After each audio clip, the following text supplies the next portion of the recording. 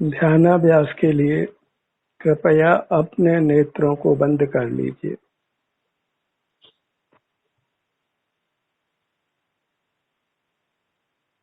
सुख हमारा स्वभाव है।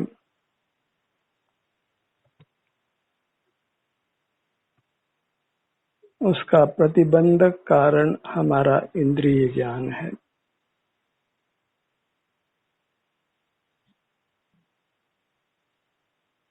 प्रतिबंधक कारण को रोक देने पर सुख स्वमेव प्रकट हो जाता है।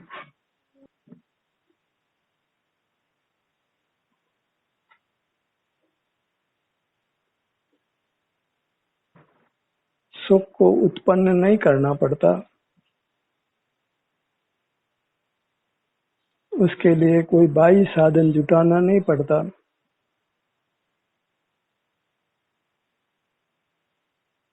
सुख को रोकने वाले कारण को समाप्त करना है। वह कारण हमारा परोक्ष ज्ञान है, इंद्रिय ज्ञान है।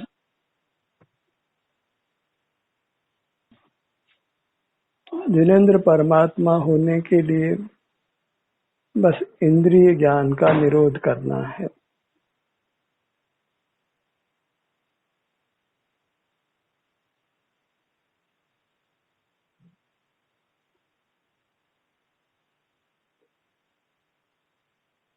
जैसे भगवान की प्रतिमा को सामने कोई पर्दा लगा हो तो प्रतिमा को प्रकट करने के लिए बस पर्दा हटाना होता है और प्रतिमा प्रकट हो जाती है।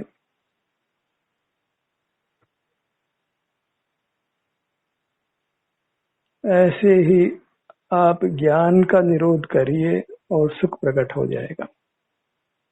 हमारा समग्र ज्ञान इंद्रिय ज्ञान है। अतीन्द्रिय ज्ञान हमें नहीं है। बिना इंद्रियों के हमको ज्ञान नहीं होता है। इसलिए बस ज्ञान का निरोध करिए और अपने सुख को पा लीजिए। ज्ञान का व्यापार ही हमारे सुख को रोकता है, उस पर आवरण डालता है।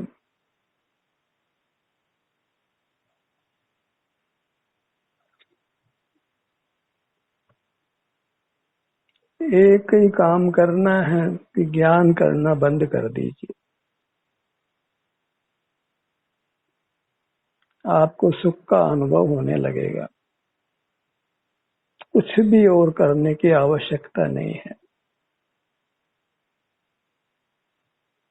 स्वतः आप अपने सन्मुख होंगे और आपको अपने में शांति का अनुभव होने लगेगा।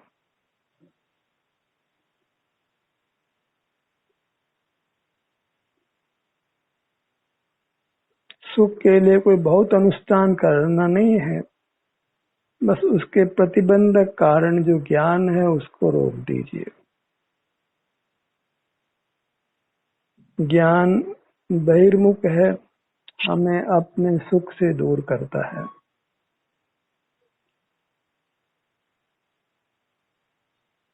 ज्ञान इंद्रिय ज्ञान है, वही दुख का एकमात्र कारण है।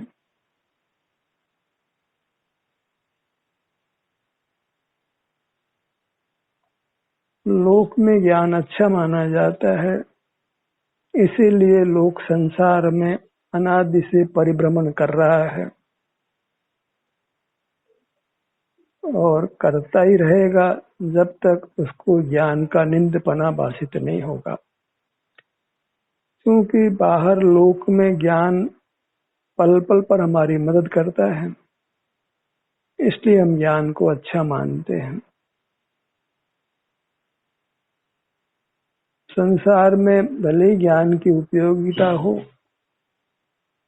पर मोक्ष मार्ग और मोक्ष में ज्ञान अनुपयोगी है।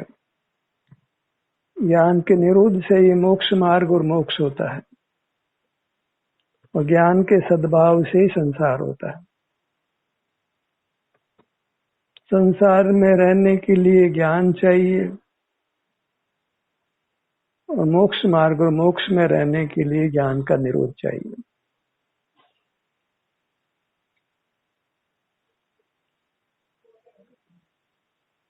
और अनुभव से इस बात की परीक्षा करिए। बहिर्मुखता जो ज्ञान का स्वरूप है उसको छोड़िए और आप स्वतः अंतर्मुख होंगे, आपको सुख का अनुभव होने लगेगा। हाथ कंगन को आरसी क्या, जीव को परीक्षा प्रदानी होना चाहिए। केवल पढ़ सुन लेने से, किसी बात को स्वीकार करने से कभी मोक्ष मार्ग नहीं होता।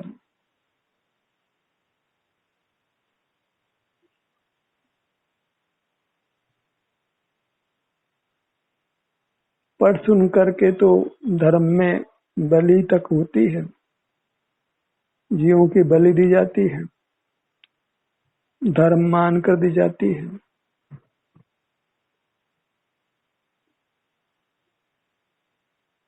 मोक्ष मार्ग की प्रवृत्ति अनुभव से होती है, स्वानुभव से होती है। अपना अनुभव करिए, या कहो तो ज्ञान का निरोध करिए, उसी का नाम अपना अनुभव करना है।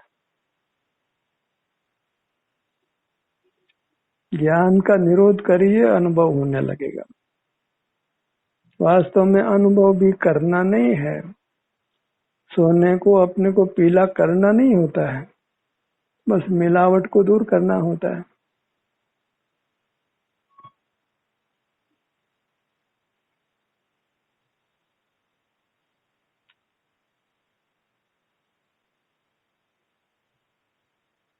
पानी को पंप की सहायता से ऊपर चढ़ाया जा रहा हो और चढ़ाना बंद करना हो तो क्या करना होता है कि वो पंप बंद कर दीजिए।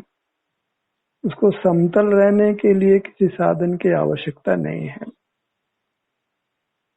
ऐसे जीव को सुख के लिए कुछ करने की आवश्यकता नहीं है।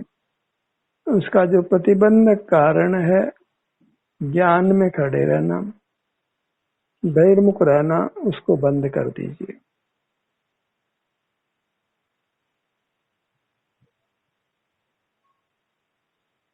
जब बहिर्मुखता समाप्त होती है तो हमें अपने सुख का अनुभव होता है। उसी को आप भले ही अंतर्मुखता कहिए। बहिर्मुखता के अभाव में अंतर्मुखता होती है, ये एक स्थूल बात है।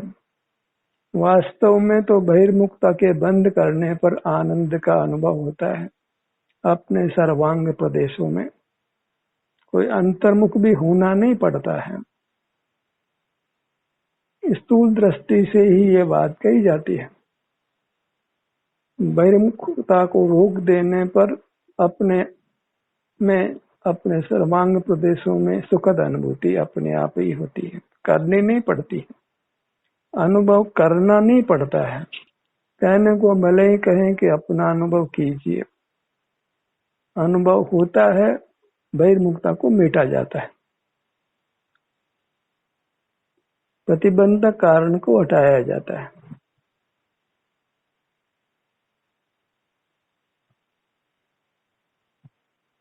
हमें अनुभव करने का भार नहीं है,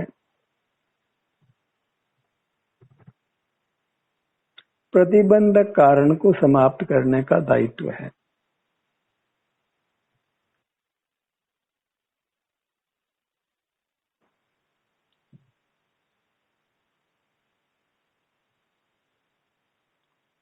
मोक्ष पाने के लिए संयम लेना पड़ता है और वह संयम इंद्रिय संयम है।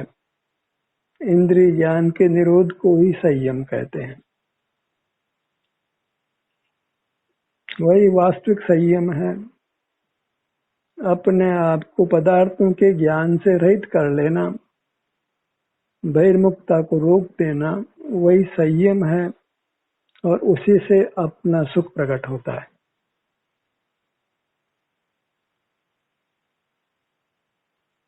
ध्यान करने की बात भले ही कही जाती हो,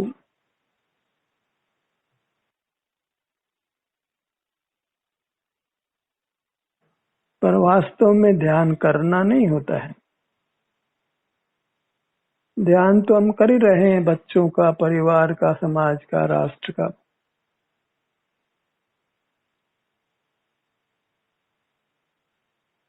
ध्यान भी तो एक तरह से ज्ञान के रूप में ही लोक में चलता है। कोई कहता लो पे ध्यान केंद्रित करिए, कोई कहता किसी फोटो पर, भगवान की प्रतिमा पर ध्यान को केंद्रित करिए।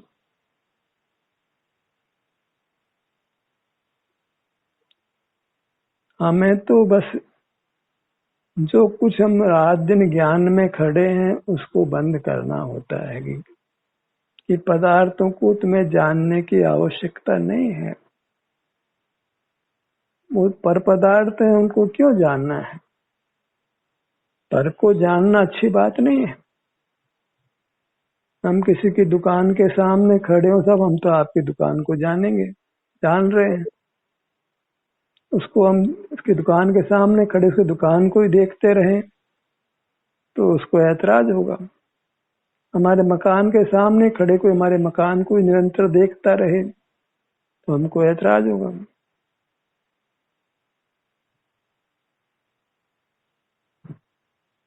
जानना अच्छी क्रिया नहीं है,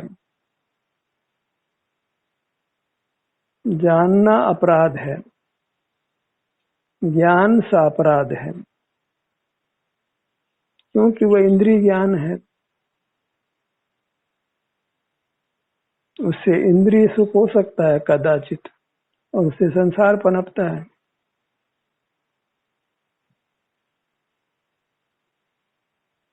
पढ़ा सुना मान लेने से धर्म नहीं होता है।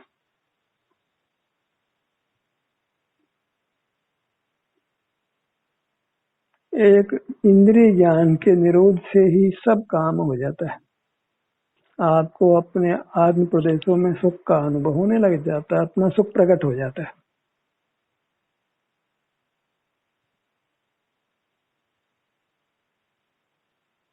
जैसे रात्रि में अंधकार हो और हमने बल्ब जला रखा हो, अब अंधकार करने के लिए क्या करना?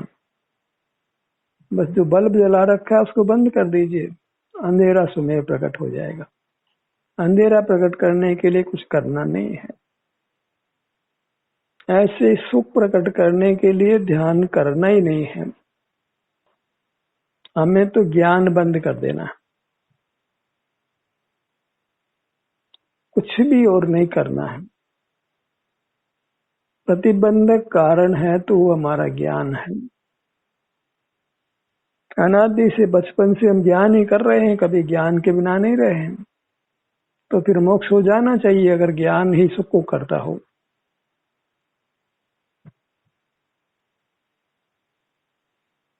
जी मरण तक कुछ न कुछ ज्ञान करते रहते हैं और उसको अच्छा मानते हैं। ऐसे मोक्ष मार्ग नहीं बनता है। ज्ञान से ही मोक्ष होता हो तो ज्ञान के बिना जीव का बिराहा ही नहीं है, तो सबको मोक्ष नहीं होना चाहिए था। जब आंख बंद करके हम बैठे हैं, कुछ जानना नहीं है, तो फिर शांति का अनुभव क्यों होता है? इसीलिए होता है कि हमने जानना बंद कर दिया है। रात्रि को नींद भी तब आती है जब जानना बंद कर देते हैं। तो कष्ट का कारण बन गया हो और उसका विकल्प चलता रहता हो तो नींद नहीं आती।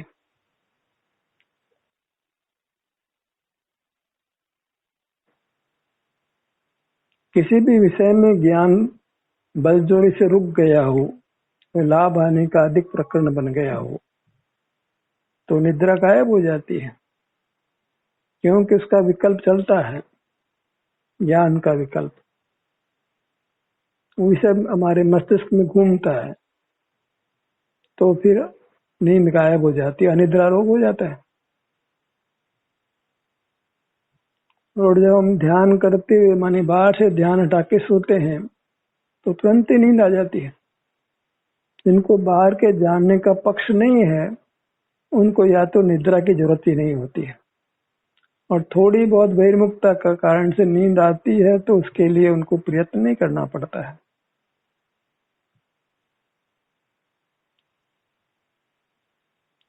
हमें अपने श्रद्धान में आमूलचूल अंतर करना होगा। सुख हमारा स्वभाव और स्वभाव के लिए कुछ करना नहीं पड़ता है। सब चारित्र तो लेना होगा, चारित्र तो अंगीकार करना होगा। तो हम कहते हैं वो चारित्र इंद्रिय ज्ञान के निरोध करने रूप है। इंद्रिय संयम है वही तो चारित्र है। और चारित्र किसका नाम है? चारित्र मानी संयम अंगीकार करना, और संयम तो इंद्रिय संयम होता है। कोई कहे प्राणी संयम, प्राणी की रक्षा करना चाहिए, तो प्राणी तो अपनी आयु से जीते, हमारी रक्षा करने से नहीं जीते। हम कितना ही किसी को बचाना चाहें और आयु नहीं हो तो बचा नहीं सकते, और जिसके आयु शेष उसको कौन मार सकता है? कितनी बड़ी बड़ी योजनाएं कोई व्यक्ति किसी को मारने के लिए करे तो भी कदाचित उसको मरना नहीं हो तो वो सफल नहीं हो पाता है।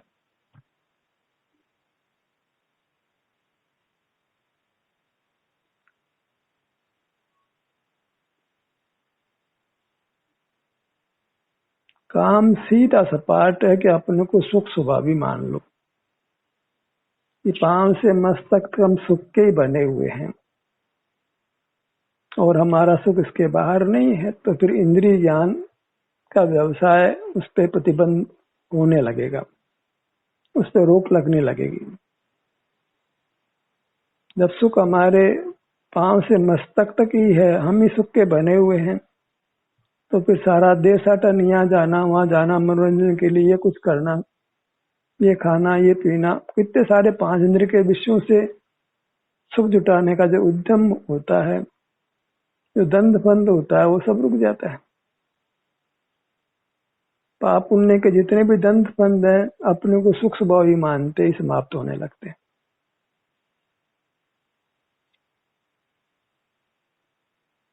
कुछ करना ही नहीं, जब सुख के बने हुए हमें सुख ही हमको चाहिए, तो करना जब बंद हो जाता है तो जीव सुखी हो जाता है। जब करना बंद करता है तो स्वयं ही अपने सुख का अनुभव होने लगता है।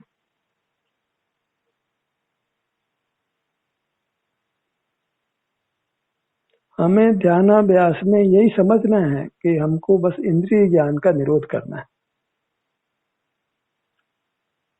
भले कितने लोग कहेंगे कि हम तो आप तो अपना ध्यान करिए, इंद्रिय ज्ञान का निरोध मत नहीं करना, अपने आप हो जाएगा। पर अपने में गति होगी ही नहीं जब इंद्रिय ज्ञान को हम बुरा नहीं जानेंगे। इंद्रिय ज्ञान को सुख का प्रतिबंधक नहीं मानेंगे तो अपने में स्थिति नहीं हो पाएगी। कुछ न कुछ जिज्ञासा बनी रहेगी, हम जानते रहेंगे, जिज्ञासा का अभाव नहीं कर पाएंगे। अग्नि में घी डालने के समान जिज्ञासा की कोई पूर्ति नहीं होगी। जितना जानेंगे और जानने की इच्छा खड़ी हो जाएगी, और ध्यान नहीं कर पाएंगे।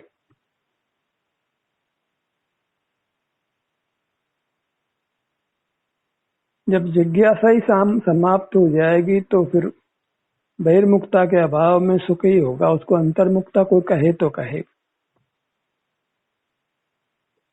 अपने सुख के अनुभव, अपने में सुख के अनुभव होने को कोई अंतर्मुखता कहे तो कहो, कथन मात्र है। बस बहिर्मुखता के निषेध से सुख होता है, इतनी सी बात है। तो काम नहीं करने के, बहिर्मुखता बंद करे, अंतर्मुखता करें, ये दो काम नहीं करने हैं। एक ही काम है, एक ही मार्ग है। कहने को हम कुछ भी कहें भले से।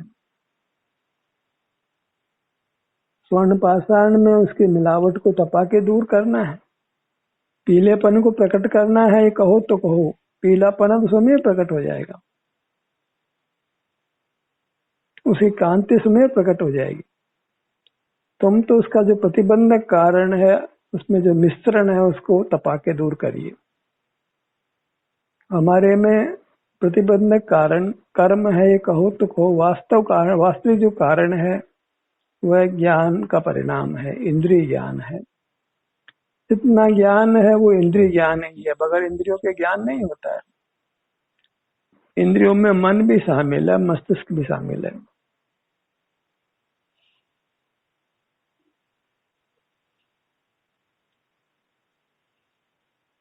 ज्ञान की पराधीनता प्रगति ही है। जो एक इंद्रिय जीव है वो न चख सकते हैं, न सूंघ सकते हैं, न देख सकते हैं, न सुन सकते हैं, क्योंकि ज्ञान का साधन जो इंद्रियां उनके पास नहीं है। ज्ञान यदि जीव का स्वभाव माना जाए तो फिर उसके लिए इंद्रियों की सहायता की आवश्यकता नहीं होगी। आँख से भी हम देख पाएंगे, बंद आंखों से भी हम देख पाएंगे।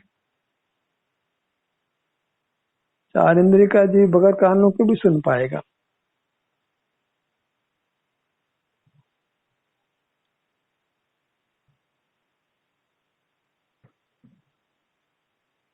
मस्तिष्क में सिर में चोट लगे तो याददाश्त गायब हो जाती है।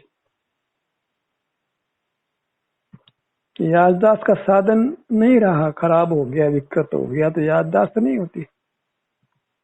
स्वभाव हो तो फिर मस्तिष्क के होने की आवश्यकता नहीं होगी।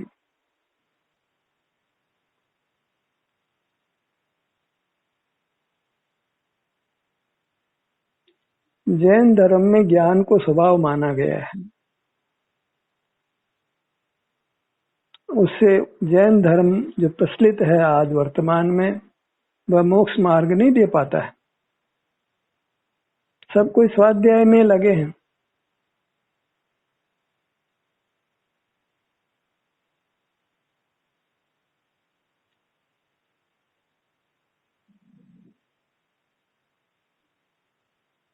घर में है तो भी ज्ञान, मंदिर में है तो भी ज्ञान।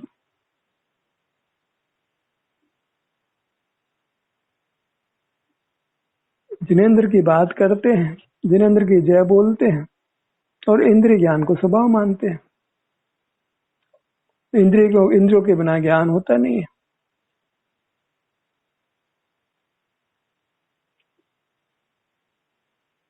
ऐसा विरोधाभास चलता है, सम्यक निर्णय नहीं है। ज्ञान में ज्ञान की हेयता भाषित होती है तो उस ज्ञान को सम्यक ज्ञान कहते हैं, और ज्ञान में ज्ञान की उपादेयता भाषित होती है तो उस ज्ञान को अज्ञान कहते हैं, मिथ्या ज्ञान कहते हैं।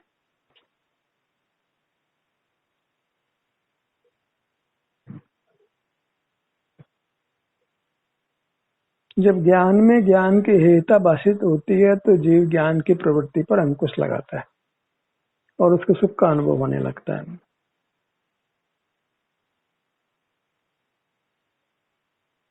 हम ध्यानाभ्यास करने का प्रयत्न करते हैं तो भी हमारा मन अपने में स्थिर नहीं होता है, चंचल होता है, विकल्प पैदा होते हैं। उसका एक ही कारण है कि हमको ज्ञान की हेयता भाषित नहीं होती है। ज्ञान को बुरा जान लिया जाए तो ज्ञान का व्यवसाय अपने आप बंद होने लगता है। जब तक जीव ज्ञान के जिज्ञासा को, मतलब ज्ञान को या जिज्ञासा को नहीं मेट पाता है, तब तक उसको अपने सुख का अनुभव होना संभव नहीं है। सुख में स्थिति नहीं हो सकती है।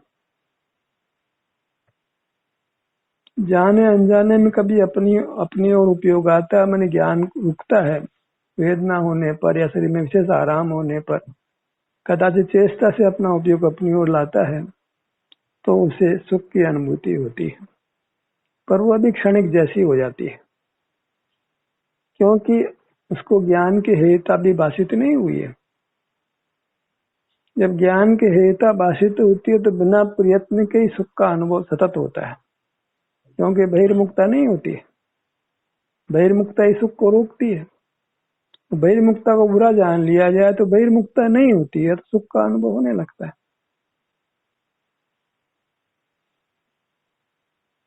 इतना विवेचन इसलिए किया गया कि मैं अपने ध्यान सत्रों में ज्ञान को निंद कहता हूँ तो शास्त्र पाठियों को ऐतराज होता है कि जिनवाणी में तो ज्ञान स्वभाव माना गया है, दर्शन ज्ञान सुखवीर स्वभाव जीव ऐसा माना गया है।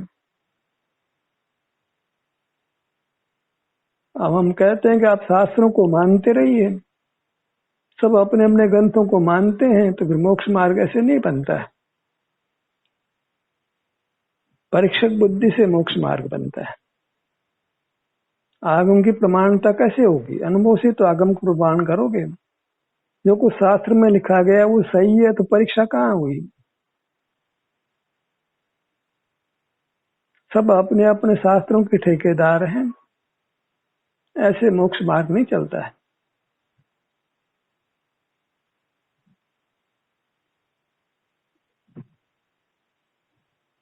उद्गल में स्पर्श रस गंध वर्ण 4 गुण होते हैं, ऐसा शास्त्रों में लिखा है। तब हम उनसे पूछते हैं कि हवा में बताओ कौन सा रंग है, कौन सा गंध है, कौन सा रस है। 4 गुण होने चाहिए तो 4 बातें होनी चाहिए। अग्नि में कौन सा रस होता है? हवा पानी में कौन सी गंध होती है?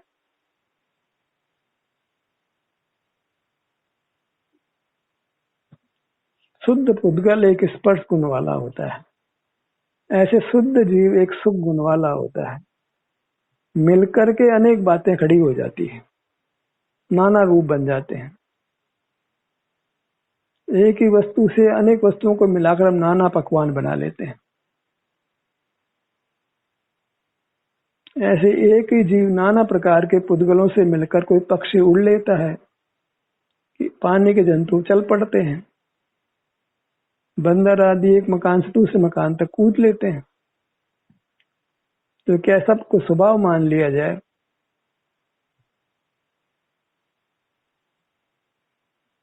जीव को एक सुख स्वभावी मानिए। हम सुख के ही बने हुए हैं तो हमारी सब बाहर की दौड़ समाप्त हो जाएगी और हमें सुख का अनुभव होने लगेगा। धर्म की देशना इतनी ही है कि अपने को सुख स्वभावी मानो, केवल सुख स्वभावी, अपने सुख को भोगने वाला, सुख का ही बना हुआ, सुख की हमें कामना है तो फिर हमारी वृत्ति बाहर जाना बंद कर देती है और हमें सुख का अनुभव होने लगता है। ध्यान का ये सत्र यही समाप्त होता है। आपकी सहभागिता के लिए धन्यवाद।